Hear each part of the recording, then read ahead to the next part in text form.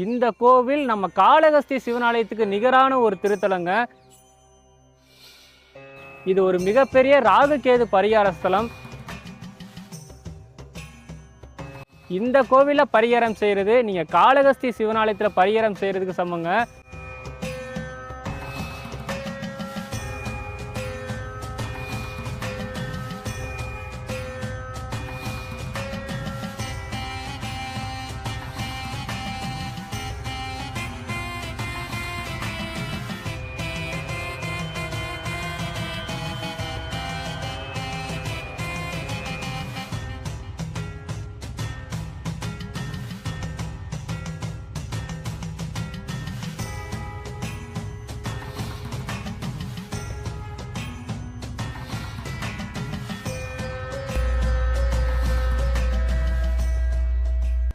ஆன்மீக நண்பர்களுக்கு ஒரு மிகப்பெரிய வணக்கங்க. இன்னைக்கு நம்ம எங்க இருக்கோம்னா நம்ம திருச்சி மாவட்டத்தில் இருக்கோங்க. நம்ம திருச்சி தெப்பக்குளம் உங்களுக்கு எல்லாருக்கும் தெரியும். நம்ம திருச்சி தெப்பக்குளம் பக்கத்துல நந்தி கோவில் தெரு அப்படின்னு சொல்லிட்டு ஒரு தெரு இருக்குங்க. அந்த தெருவில் அமைந்துள்ள திரு நாகநாத சுவாமி சிவனாலயத்துக்கு தாங்க வந்திருக்கோம். இந்த கோவில் நம்ம காளகஸ்தி சிவனாலயத்துக்கு நிகரான ஒரு திருத்தலங்க. நம்ம திருச்சியில இருக்கிற முக்காவாசி பேருக்கு இந்த அதிசயம் தெரியாதுங்க. இது ஒரு மிகப்பெரிய ராகுகேது பரிகார ஸ்தலம். இந்த கோவில பரிகாரம் செய்யறது நீங்க காளகஸ்தி சிவனாலயத்துல பரிகாரம் செய்யறதுக்கு சமங்க. அது மட்டும் இல்லாம தடைப்பட்ட வேலை வாய்ப்புகள், திருமண தடைக்கு இந்த கோவில நீங்க பரிகாரம் பண்ணீங்கன்னா உங்களுக்கு கூடிய சீக்கிரத்துல பாத்தீங்கன்னா எல்லா தடைகளும் நீக்கி அது எல்லாமே நிவர்த்தி ஆகும். அது மட்டும் இல்லாம இந்த கோவில சாரமா முனிவர் சிவபெருமானை வழிபட்டிருக்காங்க. அதனால இங்குள்ள சிவபெருமானுக்கு செவ்வந்திநாதர் அப்படின்னு சொல்லிட்டு ஒரு பேரும் இருக்குங்க. அது மட்டும் இல்லாம நாகக்கன்னிகள் வழிபட்ட சிவனாலயம், அதனால பாத்தீங்கன்னா நாகநாத சுவாமி அப்படின்னு சொல்லிட்டு அழைக்கப்படுறாருங்க. அது மட்டும் இல்லாம இந்த கோவில நிறைய சிற்பங்கள் இருக்கு, சிறப்பம்சங்கள் இருக்கு. அது எல்லாத்தையும் நான் வீடியோக்குள்ள போய் சொல்றேன். மறக்காம நம்ம சேனலை சப்ஸ்கிரைப் பண்ணி சப்போர்ட் பண்ணுங்க. என் பேர் பாத்தீங்கன்னா சக்தி. நான் பாத்தீங்கன்னா கோவில் அட்வென்ச்சர் வீடியோலாம் நான் பண்ணிக்கிட்டு இருக்கேங்க. என்னோட வீடியோ போய் பாருங்க. உங்களுக்கு பிடிச்சிருந்தா மறக்காம சப்ஸ்கிரைப் பண்ணி சப்போர்ட் மட்டும் பண்ணுங்க. சரிங்களா? வாங்க வீடியோக்குள்ள போகலாம்.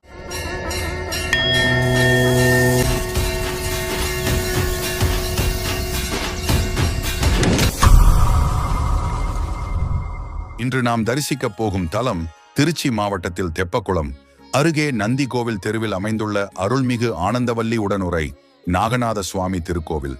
பழமையான வரலாறு, நாகதோஷ நிவர்த்தி சிறப்பு, ராகு கேது பரிகார மகிமை, திருமண தடை நீக்கும் அருள், புத்திர பாக்கியம் வழங்கும் சிவகங்கை தீர்த்தம் என எண்ணற்ற ஆன்மீக சிறப்புகளை தன்னகத்தே கொண்டுள்ள இந்த திருத்தலத்தின் மகிமைகளை இப்போது விரிவாக காண்போம்.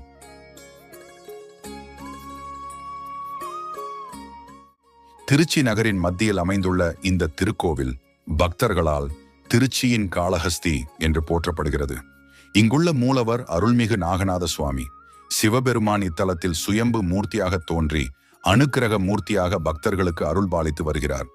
இறைவனின் அருளை பெற தினந்தோறும் ஏராளமான பக்தர்கள் இந்த ஆலயத்திற்கு வருகை தருகின்றனர். இத்தலத்தின் மிக முக்கியமான சிறப்பு என்னவென்றால், ஆனந்தவல்லி அம்பிகை இத்தலத்தில் சிவபெருமானை மனமுருகி தவம் செய்து திருமணம் செய்து கொண்டதாக தல வரலாறு கூறுகிறது. அதனால் திருமண தடை உள்ளவர்கள், தாமதமாக திருமணம் நடைபெறுபவர்கள், நல்ல வாழ்க்கை துணையை எதிர்பார்த்து காத்திருப்பவர்கள் இங்கு நாகநாத சுவாமியையும் ஆனந்தவல்லி அம்பாளையும் மனமாற வழிபட்டால் விரைவில் திருமண யோகம் கைகூடும் என்பது பக்தர்களின் உறுதியான நம்பிக்கையாக உள்ளது.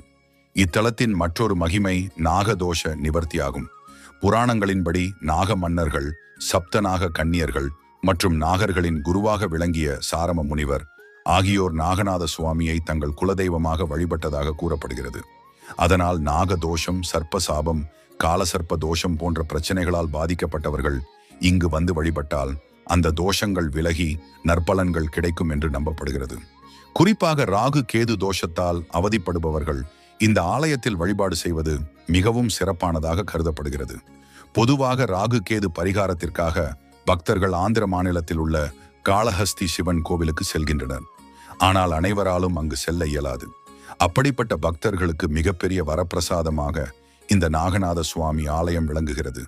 காளஹஸ்தி சிவனை தரிசிக்க முடியாதவர்கள் இங்குள்ள நாகநாத சுவாமியை பக்தியுடன் வழிபட்டால் அதே பலன்கள் கிடைக்கும் என்று தலமரபு கூறுகிறது.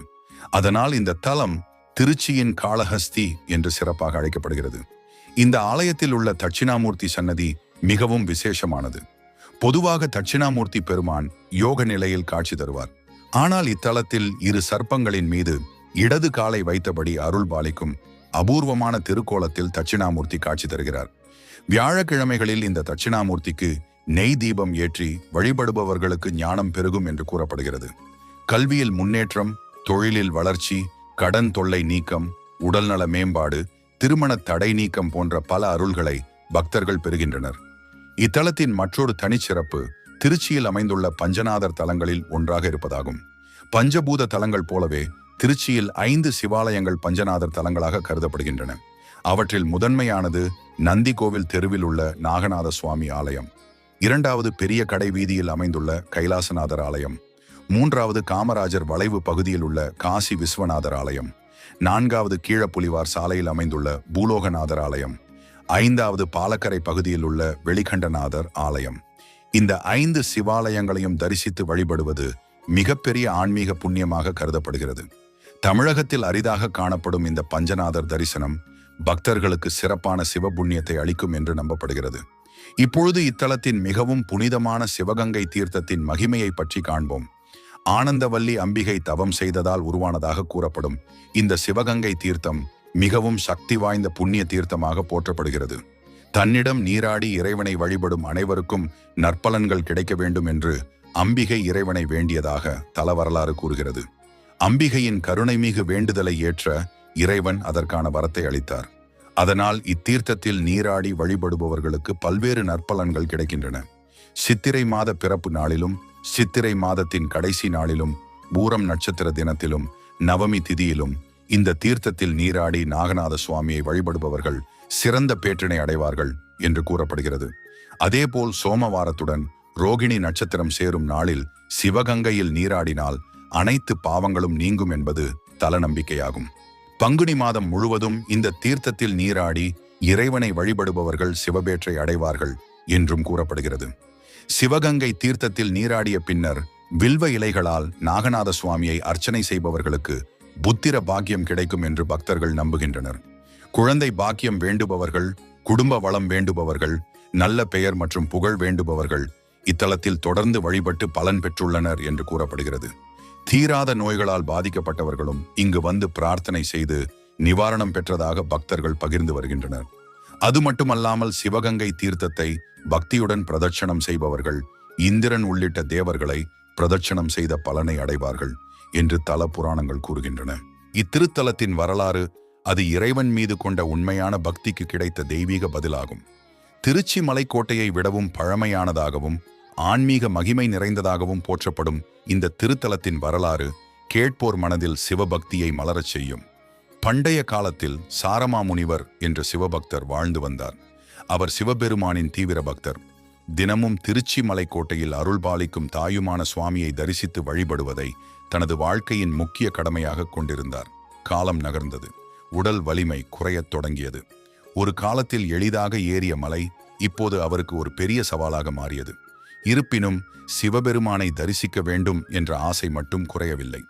ஒரு நாள் வழக்கம்போல் மலைக்கோட்டைக்கு வந்த சாரமா முனிவர் மலையின் அடிவாரத்தில் நின்றார். மேலே பார்த்தார், முயற்சி செய்தார். ஆனால் வயதின் காரணமாக அவரால் மலையேற முடியவில்லை. அந்த தருணத்தில் அவரது மனம் வேதனையால் நிரம்பியது. ஈசனே, உன்னை தரிசிக்க வந்திருக்கிறேன். ஆனால் உன் சன்னதிக்கு வர என்னால் முடியவில்லையே என்று மனமுருகி கண்ணீர் மல்க இறைவனை நினைத்து வழிபட்டார். அப்போது நடந்தது ஒரு தெய்வீக அதிசயம். பக்தனின் தூய அன்பையும் உண்மையான பக்தியையும் கண்டு சிவபெருமான் மனம் நெகிழ்ந்தார். தன்னிடம் வர முடியாத பக்தனுக்காக தாமே கீழிறங்கி வந்து அருள் காட்சி அளித்தார். ஒரு பக்தனுக்காக இறைவன்தானே வந்த இந்த நிகழ்வு இன்றும் சிவபக்தர்களின் மனதை சிலிர்க்க வைக்கிறது. இறைவனின் அருள் காட்சியை கண்ட சாரமா முனிவர் பேரானந்தத்தில் மூழ்கினார். கண்களில் ஆனந்த கண்ணீர் பெருகியது. அவர் அருகிலிருந்த செவ்வந்தி பூக்களை பறித்து சிவபெருமானின் திருவடிகளில் சமர்ப்பித்து வழிபட்டார். பக்தனின் அன்பான பூஜையை ஏற்றுக்கொண்ட இறைவன் அங்கேயே அருள்பாலிக்கத் தொடங்கினார். அந்த நாளிலிருந்து இத்தல இறைவன் செவ்வந்திநாதர் என்ற திருநாமத்தால் பக்தர்களால் போற்றப்பட்டார். ஆனால் இந்த திருத்தலத்தின் மகிமை அதோடு முடிவடையவில்லை. இந்த ஆலயத்துடன் தொடர்புடைய மற்றொரு அற்புதமான புராண வரலாறும் உள்ளது.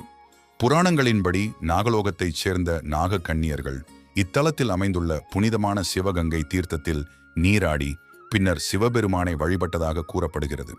அவர்களின் பக்தியால் மகிழ்ந்த இறைவன் அவர்களுக்கு அருள் புரிந்தார். நாகக்கன்னியர்கள் வழிபட்ட ஈசன் என்பதாலேயே இங்குள்ள சிவபெருமான் நாகநாத சுவாமி என்ற திருநாமத்தாலும் புகழ் பெற்றார்.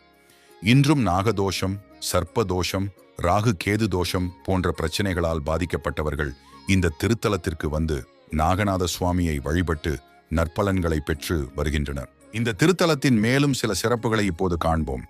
இந்த ஆலயத்தில் பக்தர்களின் மனதை மிகவும் கவரும் ஒரு சிறப்பு சன்னதி அருள்மிகு ஜுரஹரீஸ்வரர் சன்னதி ஆகும். உடலில் நீண்ட காலமாக இருந்து வரும் தீராத நோய்கள், காய்ச்சல் மற்றும் உடல் உபாதைகள் நீங்க வேண்டும் என்று வேண்டிக் கொண்டு ஜுரஹரீஸ்வரருக்கு சந்தனம் சாத்தி வழிபட்டால் இறையருள் கிடைக்கும் என்று பக்தர்களிடம் உறுதியான நம்பிக்கை இருக்கிறது. இதனை தொடர்ந்து சுவாமி சன்னதியின் இடதுபுறத்தில் அமைந்துள்ள நவகிரக சன்னதி இந்த ஆலயத்தின் மற்றொரு முக்கியமான சிறப்பாகும். பொதுவாக பல கோவில்களில் நவகிரகங்கள் வெவ்வேறு திசைகளை நோக்கி அமைந்திருக்கும். ஆனால் இந்த ஆலயத்தில் அனைத்து கிரகங்களும் சூரிய பகவானை நோக்கியவாறு அமைக்கப்பட்டுள்ளன என்பது மிகவும் அரிய அமைப்பாகும். மேலும் சூரிய பகவான் தனது இரு தேவியர்களான உஷா தேவி மற்றும் பிரத்யுஷா தேவியுடன் பக்தர்களுக்கு அருள்பாலித்து வருகிறார். இந்த அரிய தரிசனம் பக்தர்களுக்கு மன நிம்மதியையும் கிரக தோஷ நிவாரண அருளையும் வழங்குவதாக நம்பப்படுகிறது. 2.5 ஆண்டுகளுக்கு ஒரு முறை நடைபெறும் சனி பெயர்ச்சி விழா இந்த ஆலயத்தில் மிகவும் சிறப்பாக கொண்டாடப்படுகிறது.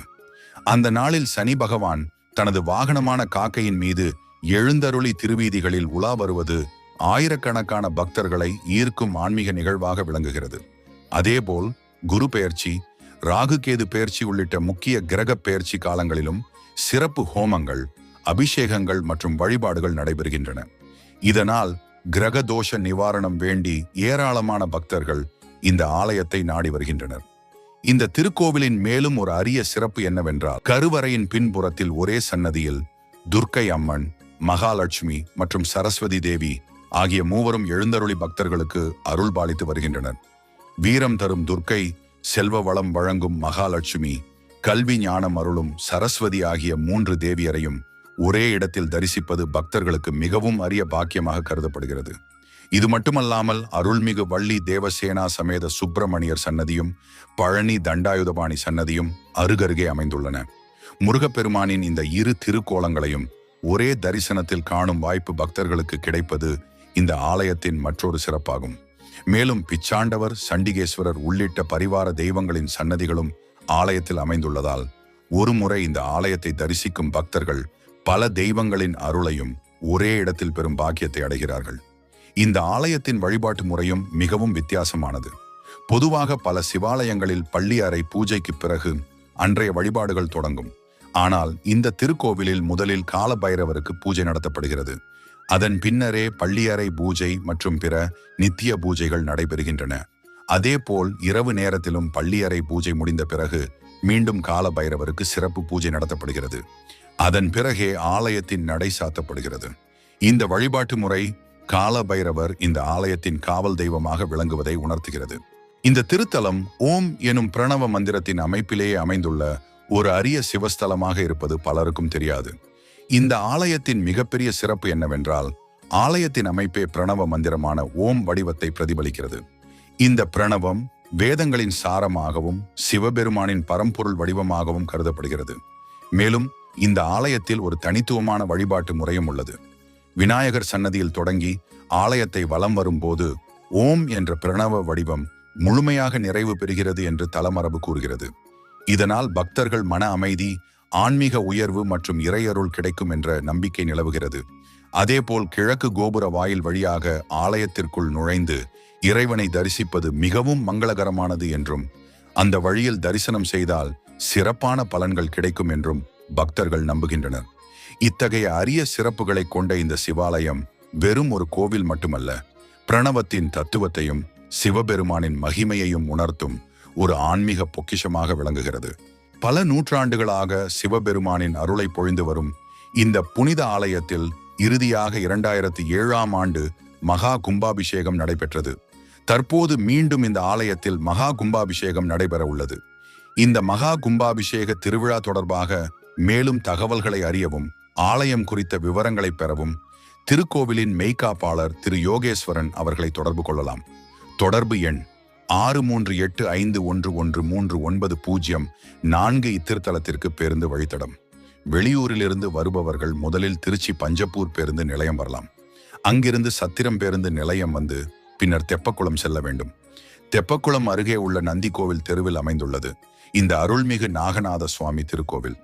திருச்சி மாநகரில் உள்ள பக்தர்கள் நேரடியாக தெப்பக்குளம் அருகில் உள்ள நந்திக்கோவில் தெருவிற்கு வந்து இறைவனை தரிசிக்கலாம். அனைத்து சிவபக்தர்களும் இந்த அரிய மகா கும்பாபிஷேக திருவிழாவில் தவறாமல் கலந்து கொண்டு அருள்மிகு நாகநாத சுவாமியின் திருவருளை பெற்று வாழ்வில் எல்லா நலன்களும் வளங்களும் பெற இறைவனை பிரார்த்திக்கிறோம். ஓம் நம சிவாய. திருச்சிற்றம்பலம். இது சிவபெருமானின் அருளை பெற கிடைத்துள்ள அரிய வாய்ப்பு. எனவே சிவபக்தர்கள் அனைவரும் குடும்பத்துடன் வந்து நாகநாத சுவாமியையும் அம்பாளையும் தரிசித்து இறை அருளும் ஆன்மீக அமைதியும் பெற்று வாழுமாறு அன்புடன் அழைக்கிறோம்.